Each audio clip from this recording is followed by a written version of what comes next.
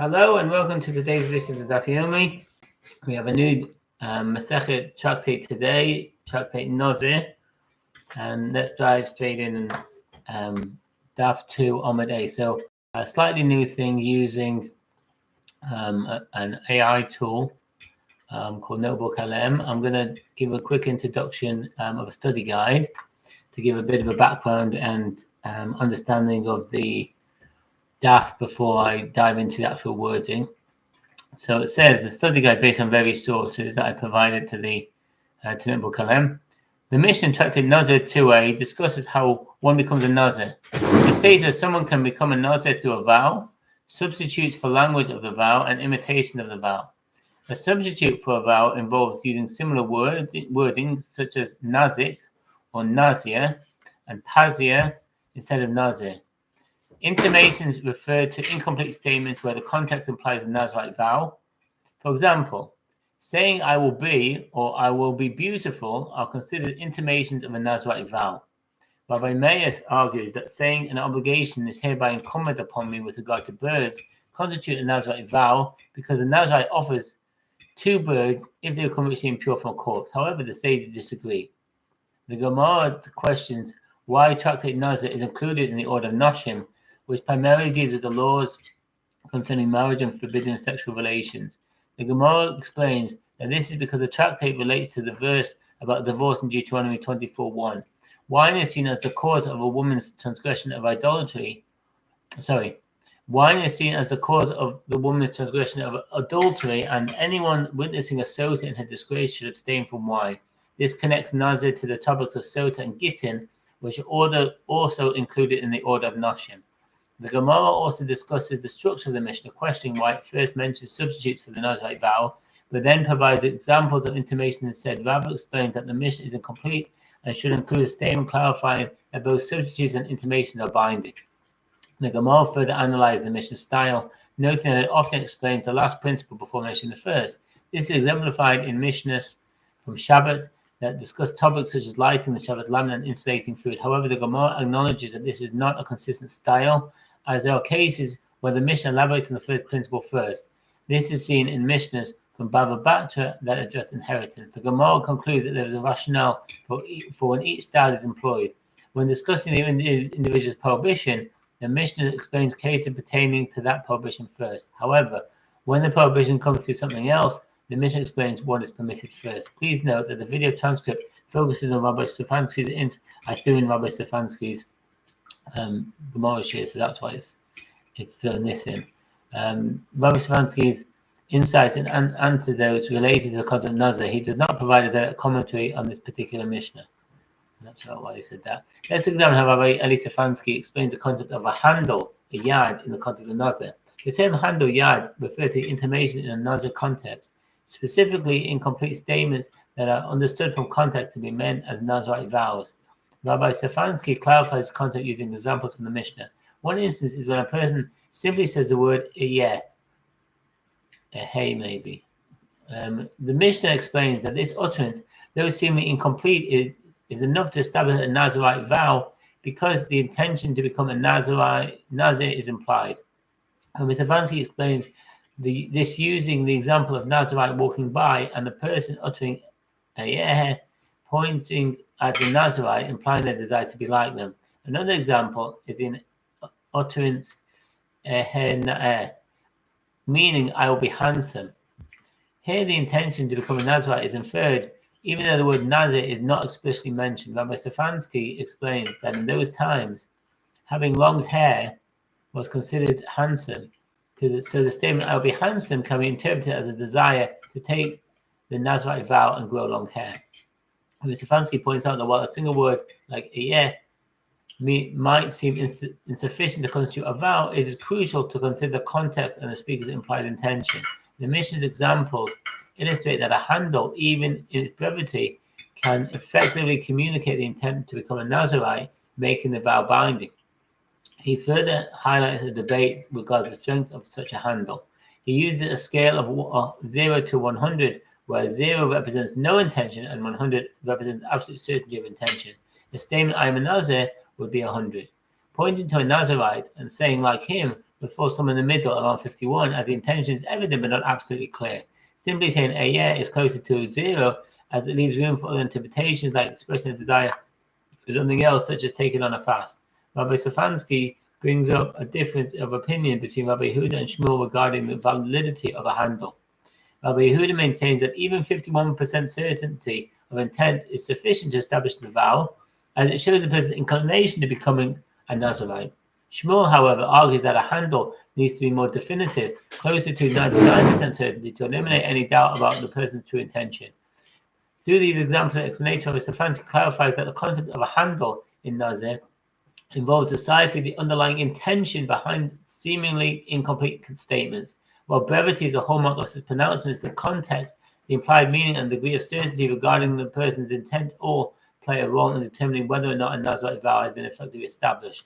Here are the main points discussed in the source with clear explanation of the arguments and concepts. The placement of the tractate Nazir. The Gemara in 1-2 raises a question why tractate Nazir, which focuses on the law of becoming and being a Nazirite, is placed within the order of Nashim. The order of Nashim deals primarily with the laws related to marriage, forbidden relationships, and women.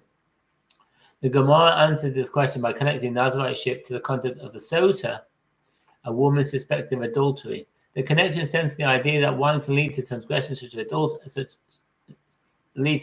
like adultery, as hinted at in the Torah's discussion of a husband suspecting his wife. The Gemara therefore suggests that witnessing disgrace to the Sota should prompt one to consider abstaining from wine linked to Naziriteship, which involves abstaining from wine in the context of a Sota. This connection explains why Tractate Nazir is positioned before Tractate Sota, which deals with the Sota, and Tractate Gittin, which discusses divorce in the order of Nashim. The structure and style of the Mishnah in Nazir 2a. The Mishnah in 1-4 begins by stating that substitutes for language of the Nazirite vows are binding. However, it then immediately provides examples of intimation of Nazirite vows rather than examples of substitutes. Rabbi proposes that the Mishnah is incomplete and should include an additional statement, and similarly, all intimation of Nazirite vows are like Nazirite vows. This addition clarifies that both substitutes and intimations are binding. The Gemara then questions why the Mishnah doesn't provide examples of substitutes before intimations, given the order in which these concepts are presented. The Gemara answers that by pointing out that the Mishnah often follows a stylistic pattern of elaborating first on the last principle mentioned. Examples of this style are found in Tractate Shabbat, where Mishnah 20b first details what one may not use to light the Shabbos candles, and Mishnah 47b first explains materials one may not use to insulate a pot on Shabbat. However, the Gemara acknowledges that this style isn't universally applied. For instance, Mishnah 51b in Tractate Shabbat first lists items a camel may carry on Shabbat. The Gemara concludes that the Mishnah uses both styles, elaborating on the first or the last principle depending on the context. A rationale is offered. When discussing prohibition directly impacting an individual like Shabbat prohibitions, the Mishnah prioritizes explaining those prohibitions first. In contrast, when the prohibition is indirect, arising from the actions of something else, like an animal carrying on Shabbat, the Mishnah prioritizes explaining permissible actions first. Key concept from Rabbi Stefanski's Daf Yomi. Rabbi Stefanski emphasizes the importance of consistency in Torah learning daily, even if a day is missed. He advised not to dwell on missed days and instead to catch up with the current day's learning. He explains the content of Naziriteship as abstaining from great products, cutting hair, and contact with the dead. He introduces different categories of Nazirites, including those who specify a time period, those who are Nazirites for life, and those who are Nazirites due to specific circumstances, and Nazir Shimshon. He uses the story of the Sota to illustrate how witnessing negative actions can influence a person and can even inspire them to become a Nazirite. To avoid similar situations, he discusses various ways a person can become a Nazirite through their speech, including using substitutes or nicknames for Nazir, making intimations, or simply saying, "I will be." He uses the example of beautifying a sukkah to emphasize the importance of finding meaning and elevating even less popular mitzvot. These explanations provide deep understanding of the reason behind Tractate Nazir's placement and the stylistic choices in Mishnah 2a and the key concepts related to Naziriteship discussed by Rabbi Stefanski. Let's explore the reasons behind the placement of Tractate Nazir in the order of Nashim within the Mishnah, as well as analyze the structure and style of the Mishnah in Nazir 2a. I think that's a repetition of what I said before. Okay, so let's dive straight into the Gemara now. The Daf 2a. Kol kinuye nazirus kinzirus. One becomes a Nazirite by taking a Nazirite vow, in which he simply declares himself a Nazirite, as detailed in the Torah in Numbers 6:1-21. Additionally, all substitutes for the language of Nazirite vows are like Nazirite vows are binding. So what's the footnote there? The biblical source for the halacha that substitutes for language of vows are considered vows is discussed at the beginning of chapter in the Dam 3a. The Gemara there explained that the verses that discuss Naziriteship use the same word repetitively. When a man or woman shall clearly utter a vow, a lind or neder, the vow of a Nazirite, to consecrate himself, Nazir lahazir to the Lord in Numbers 6:2. The double term Nazir lazir teaches that one can become a Nazirite not only through a direct vow, but also through substitute expressions. The double term lind or neder indicates that the same is true for other types of vows.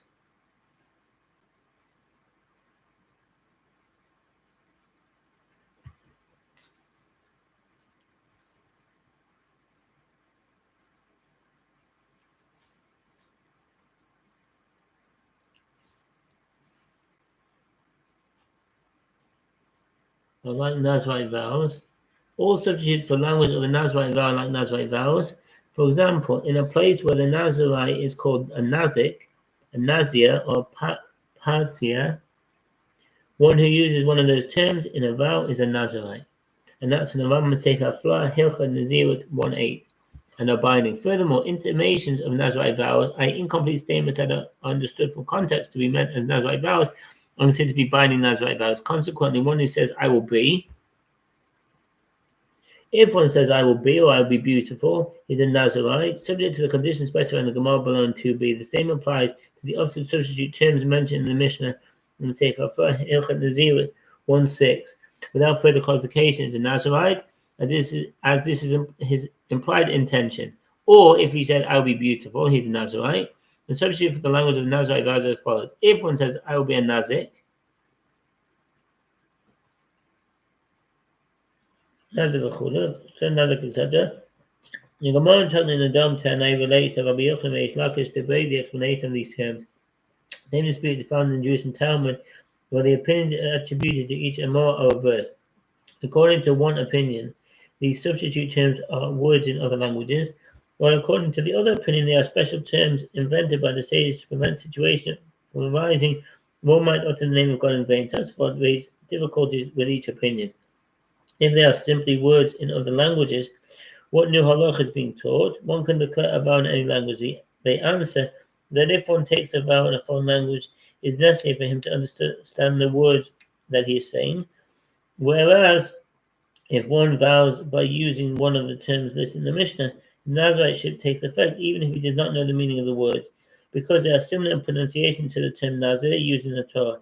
It is noted in the commentary on Nazir that these words are also similar to the word Nazir in the spelling, even according to the opinion of Tosfot, that the person taking the vow of Naziriteship using these terms need not know precisely what they mean. He must intend to take a Nazirite vow in order for it to take effect. With regard to the second opinion, that these substitute terms are expressed and invented by the sage, Tosfot asks, if the sage invented these terms, how does Naziriteship take effect by Torah law when they are used? If the vow does not take effect by Torah, how can the Nazirite offer the sacrifices that mark the end of the Naziriteship? They explain that since the sages established these particular terms, the person taking the vow intends to use these terms in order to accept Naziriteship. Therefore, the vow takes effect. The Jewish Talmud offers a similar resolution of this problem. Some commentaries claim that the dispute about the origin of these terms is only with regard to those used for ordinary vows. In the case of Naziriteship, everyone agrees that these terms come from other languages and therefore take effect by Torah. Rabbeinu Chadra cited in Shita Mikubeses. Others argue that even according to the opinion that these terms come from any other languages, they are not words in use in any specific language. Rather, Gentiles who do not know how to pronounce the word Nazir properly use these terms, and their corrupted versions in turn influence some Jews. That's the Rambam Sefer Afla, Hilchot Nadam 1:16. See the rabbis there in the Meiri. a Nazir or Pazir, he's a Nazirite. If one says, I'm hereby like this,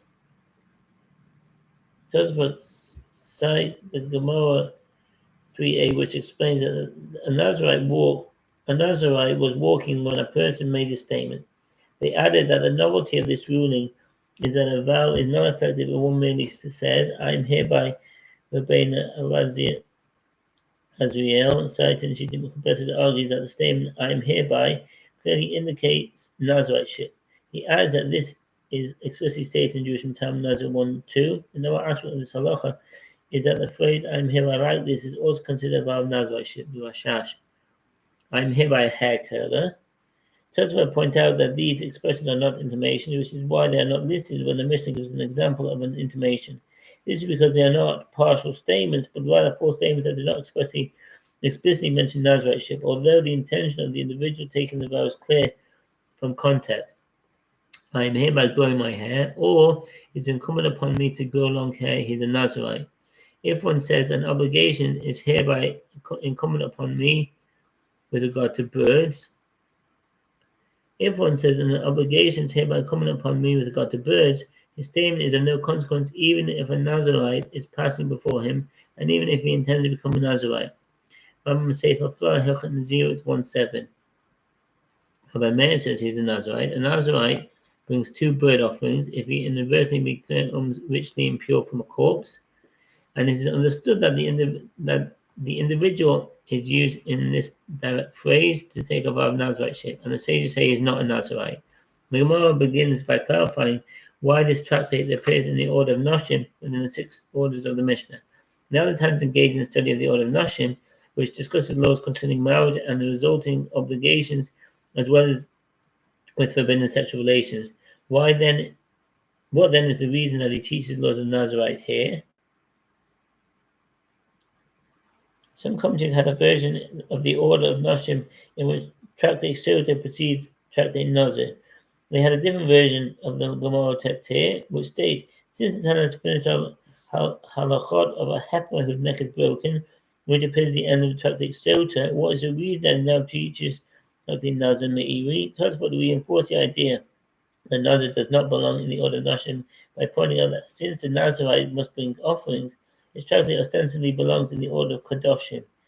Rabbeinu Azriel, cited in Shittim Mekubeses, adds to the Gemara's question by stating that Tractate Nazir could have followed Tractate Kiritot, which deal with the prohibition barring priests serving in the temple from drinking wine, a prohibition parallel to the prohibition against the Nazirites drinking wine. Shittim Mekubeses.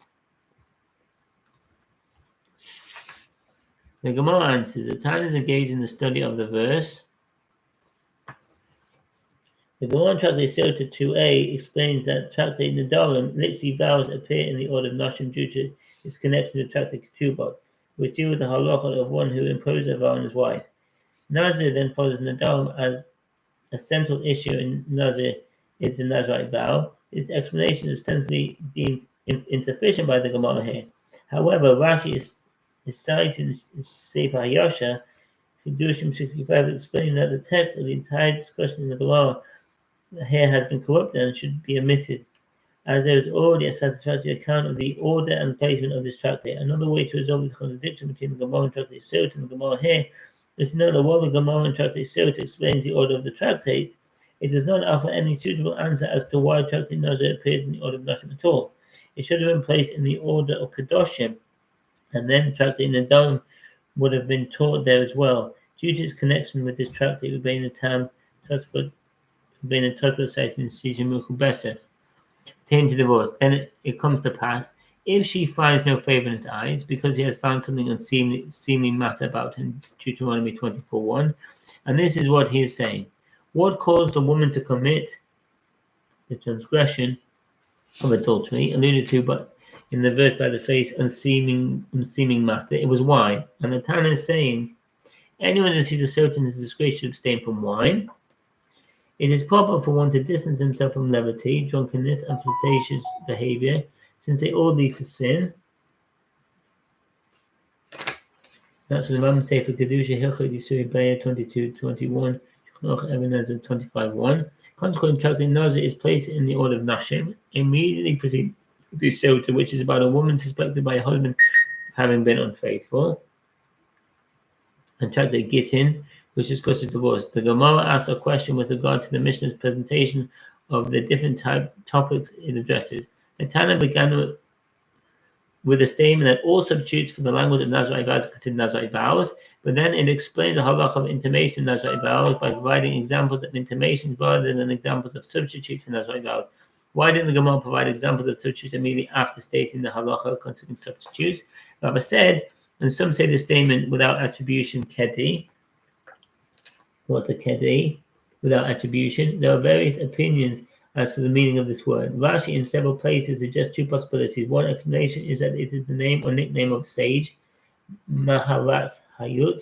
Alternatively, it is a word used to introduce an unattributed statement. This appears to be the explanation of the Gaonim, who maintain that the word is an abbreviation of Kedahe, meaning as it is, I without attribution. The mission is incomplete. It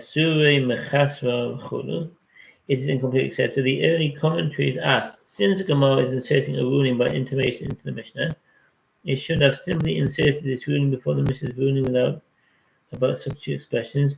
This would have resolved the Gemara's upcoming question, which is why the Mishnah provides examples of intimations before it provides examples of substitute expressions, when the ruling about substitute expressions come from the first in the Mishnah. They answer that there was a tradition that the tractate begins the ruling about substitute terms, and therefore the sages could not claim that the Mishnah was actually comprised the opening line of the tractate, Shittimukhabeses. And it's teaching the following: all substitutes for language Nazarite vows are like Nazarite vows. And these are the examples of intimations. One who says, I will be, is a Nazarite, the Gemara. But nevertheless, let the Tana explain the cases of substitutes first, before providing examples of intimation, as the halacha of substitutes is mentioned before halacha of intimations.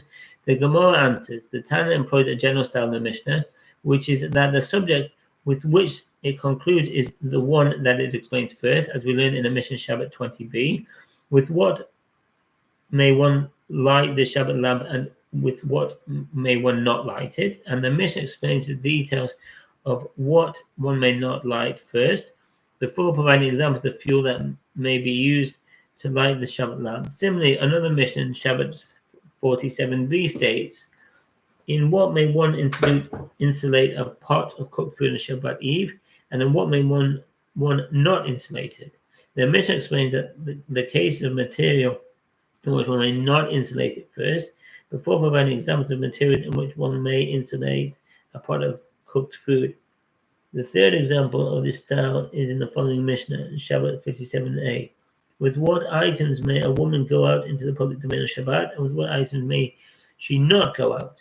And the Mishnah explains the items with which a woman may not go out first, before providing examples of items with which she may go out.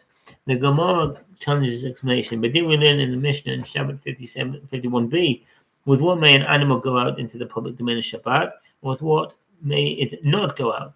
And it explains the items with which a camel may go out first, before providing examples of items with which it may not go out. Similarly, as taught in another Mishnah, in Baba Batra 108a, there are some relatives who inherit and bequeath, e.g. a father and a son, who are heirs to each other, some who inherit but do not bequeath, some who bequeath but do not inherit, and some who do not inherit and do not bequeath.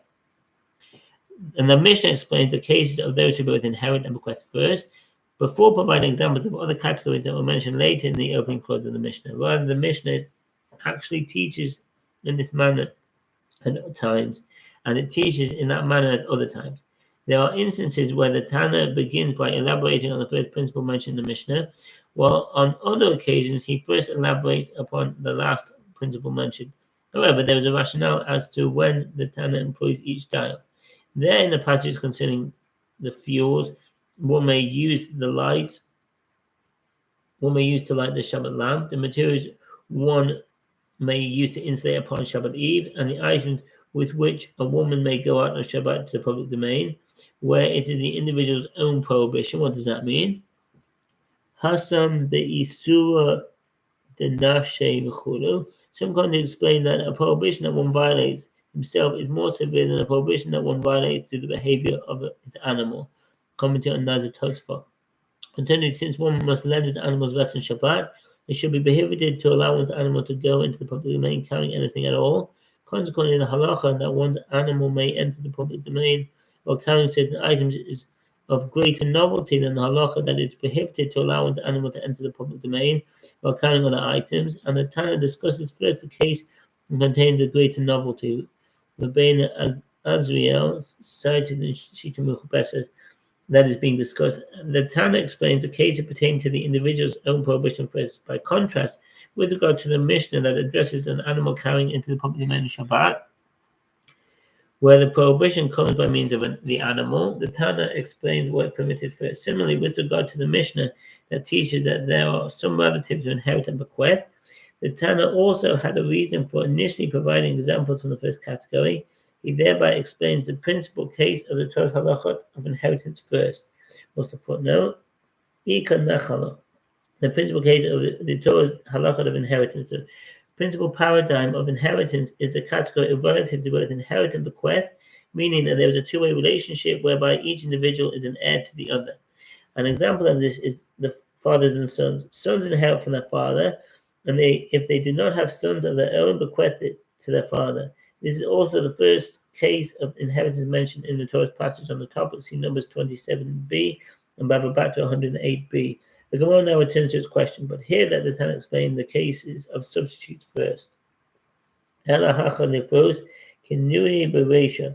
Rosh explains the Gemara's question in the following manner. Just as the Mishnah in Baba Batra explains the principal case of inheritance first, the Mishnah here should first provide examples of substitute language of vowels, as they are a more primary manner of expressing a vowel than employing an intimation of a vowel. The Gemara explains, rather, this is the reason. Some intimations are derived from the exposition of verses and are not explicitly mentioned in the Torah. They are dear to the Tana, and he therefore mentions them first. The Gemara asks, but if that is so, then let him begin with them first in the opening clause of the Mishnah as well. The Gemara answers, when the Tana begins, he begins with the main offering of the Nazirite, i.e. with the halacha that has a basis in the Torah. With regard to the explanation of these halachot, he explains the case of intimation first as he favors that topic. The Mishnah taught, one who says, I will be, is a Nazirite. The Gemara asks, perhaps he is saying, I will be fasting. The Rosh elaborates on the Gemara's question, is the intention of the person who takes the vows unclear, as he could merely be taken a vow to fast? The Mishnah should not rule that he is a Nazirite and compel him to bring the offerings at the conclusion of his Nazirite shiv, as in doing so is prohibited if he is not in fact a Nazirite. Furthermore, there is a principle that one is lenient in the case of Nazirite shiv, which the Mishnah seems to ignore. Some commentators wonder why one does not simply ask the individual whether he intended to accept upon himself Nazirite shiv or fast. They answer that this is a case where the individual says that he himself did not have a particular intention. His intention was to accept upon himself whatever vow the sage determined applies to one who says, I will be Shita Mechubeses. I.e., his intention is to take a vow that would obligate himself to fast rather than to be a Nazirite. The Gemara answers that Shmuel said the Mishnah is describing a case where a Nazirite was passing before him. To Gon Shahai Nazir over the Fono, one who says, I will be, when a Nazirite is passing before him, becomes a Nazirite, as stated by Shmuel, Rambam Sefer Flora, Hilchot Nazirut 1:6. The Gemara asks, shall we say that Shmuel holds as a principle that ambiguous intimation, so what does that mean? Yadayim she'ena mechichos, intimations of vows are considered vows as long as they give some indication as to the intention of the speaker. For example, if one person says to another, I vow about you, that I will not eat of yours, the vow is effective. However, intimations that are entirely ambiguous are not considered intimations. And that's in the Shulchan Aruch Yeridea 206.1. There was another footnote. Rabbeinu Todros and Tosfot on the Dom 5b quote Rabbeinu Tam's opinion that there are two types of ambiguous intimations. One type is so ambiguous that it offers no evidence of the speaker's intention whatsoever. The other type is only mildly ambiguous, so that there is some indication of the speaker's intention, although he did not clearly articulate that intention, are not considered intimations. The suggestion that Shmuel holds that ambiguous intimation are not valid vows is based on the fact that even when no Nazirite is passing before him, it is more likely that the expression "I will be" is referring to Naziriteship than to a fast. This is because the language indicates that the immediate acceptance of a vow, which is possible in the case of Naziriteship, but not usually in the case of a fast, as once the day has begun, one cannot accept a fast upon himself for that day. The later commentaries also point out that one must accept a vow to fast in the afternoon of the day before one intends to fast. Therefore, it is more likely that his intention was accepted as right law, and that's from Tosfot to Mukubeses. I.e., they're not considered vows. The Gemara rejects this suggestion, saying that when there are two explanations of this answer. Some claim that the Gemara's conclusion is that according to Shmuel, ambiguous intimation are considered intimation. However, if a Nazirite is not passing by when the individual makes the statement is not even considered ambiguous intimation, and it's not at all clear what he means to say, and that's in the commentary on Nazir from the Rosh. Conversely, according to the first explanation of Tosfot and Rabbeinu Tam, the Gemara's conclusion is that according to Shmuel, ambiguous intimations are not considered intimations. However, when Nazirite is passing by when the individual makes a statement, it is obvious that the statement is meant as a Nazirite vow, and the vow takes effect. Tosfot points out that according to his interpretation, the Gemara's introduction of the question with the phrase "shall we say" is imprecise, as this phrase usually indicates a suggestion that will be rejected, which is not the case here. However, the language in Tractate Nazir in general is different from that of standard Gemara usage, and Tosfot provide an example from elsewhere in the Tractate where this expression is used in a similar manner. There is another opinion based on a varying version of the text, in which the Gemara states, "Shall we say that Shmuel holds that ambiguous intimation are considered intimations?" According to this reading, the Gemara suggests that Shmuel holds that even if a Nazirite is not passing before him at that precise moment, he becomes a Nazirite. And the Gemara concludes that there's a distinction between a person who says "I will be" at the exact moment when a Nazirite is passing in front of him, and one who makes such a statement a little while later. In the latter case, the speaker does not become a Nazirite, as ambiguous intimation are not considered intimation, and that's from the Meiri. And Nazirite is passing before him, there is no reason to doubt his intention. There is no possibility that he's referring to another matter, and therefore his statement is definitely an intimation of Naziriteship. However, it is certainly the case that when a Nazirite is not passing before him and he states, "I will be," we are say that perhaps he is saying, "I'll be fasting." It is only in the latter case where the intimation is so ambiguous that it offers no evidence whatsoever of its intention that Shmuel holds that one statement is not considered a vow. The Gemara asks, but even if he has made the statement when a Nazirite was passing before him, perhaps he was saying that he intends to purchase the animals the Nazirite will need for his offerings, and thereby exempt the Nazirite from paying for his own offerings. The Gemara answers, this is a case where he said in his heart that he accepted upon himself a Nazirite vow. So let's explain that. The Kama Belibo, where he said in his heart. This is affected only when there was a Nazirite passing before him, when he said, "I will be." This is because the verse pertaining to Naziriteship states that it applies when one shall clearly utter a vow in Numbers 6:2. Consequently, one must articulate his acceptance of Naziriteship. The point in the Gemara is that if one says "I will be" while a Nazirite is passing by, and his intention is "I will be like that Nazirite," his intention is considered an articulation of a Nazirite vow. That's from Tosfot. The Rid writes that in general, intentions that are not articulated are consequential as far as the halacha is concerned, unless there's some action proving one's intention. Other commentators disagree, claiming in certain cases intention and thought alone are of consequence. In order to accept upon oneself Naziriteship, it is necessary to make an explicit statement that everyone would understand to be the acceptance of Naziriteship. Rather, as long as one intends to become a Nazir and vocalizes that intent in some way, and in a context in which that is the likely interpretation, he becomes a Nazirite, even if his words in themselves do not indicate that he has taken a Nazirite vow. And that's from the Rambam Sefer Hafla Hilchot Nazirut 1.5. The Gemara asks, but if that is so, then what is the purpose of stating this halacha? Isn't it obvious that he becomes a Nazirite?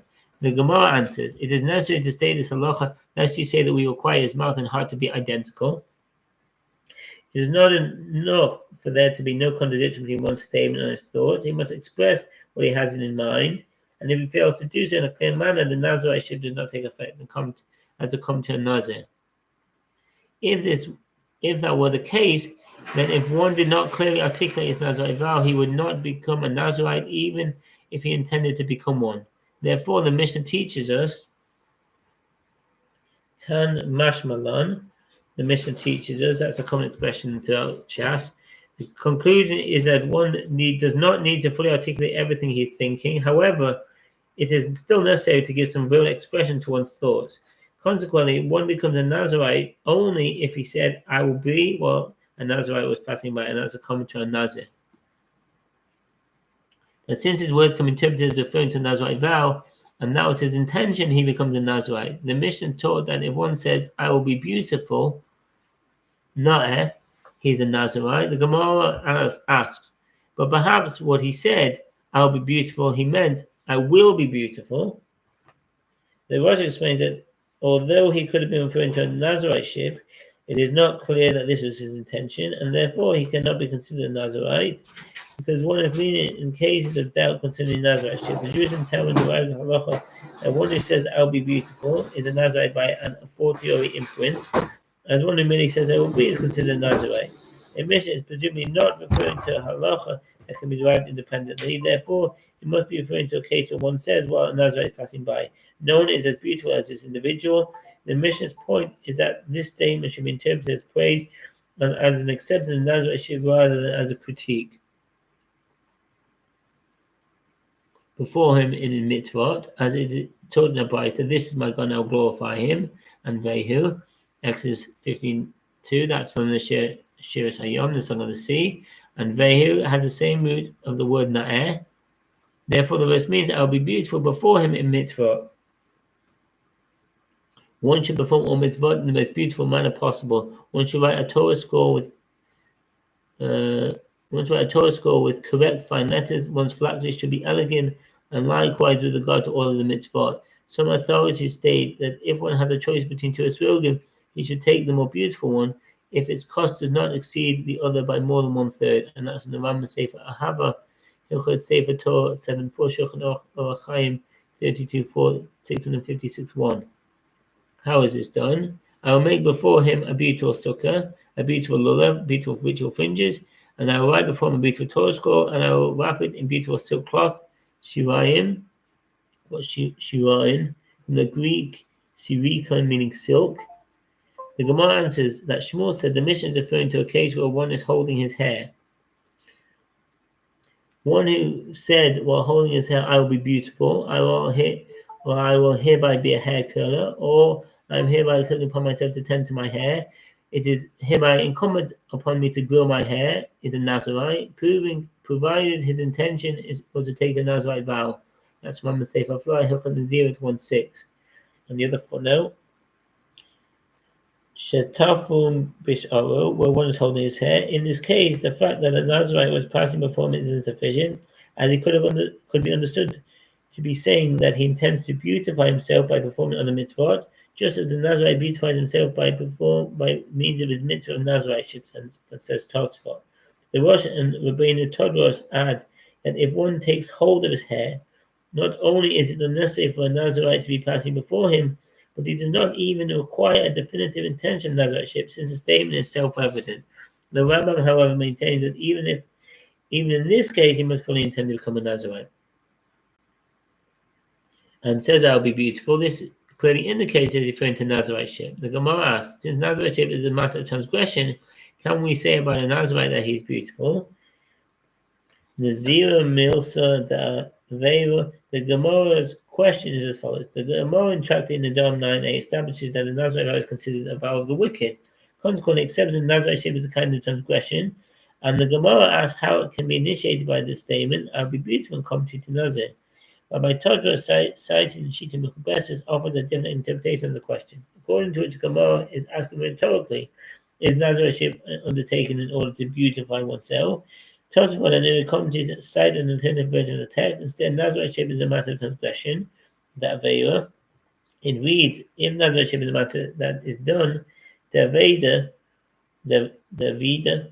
such a Nazirite may be called beautiful. In other words, it is recommended to take a Naziriteship out of Nisha. Rabbi Rabbeinu Azriel, citing in Shita Mechubeses, cites this alternative version of the text. However, he reads it not as a question, but as a continuation of Shmuel's statement, so that it reads, the case of where one is holding his hand says, I'll be beautiful, as Nazir shape is a matter that one ought to do, is a mitzvah, and as such is beautiful. And that's the end of Daf 2. Hope that made sense, and I wish you a very good day, and only peace in Israel. All the best. Bye.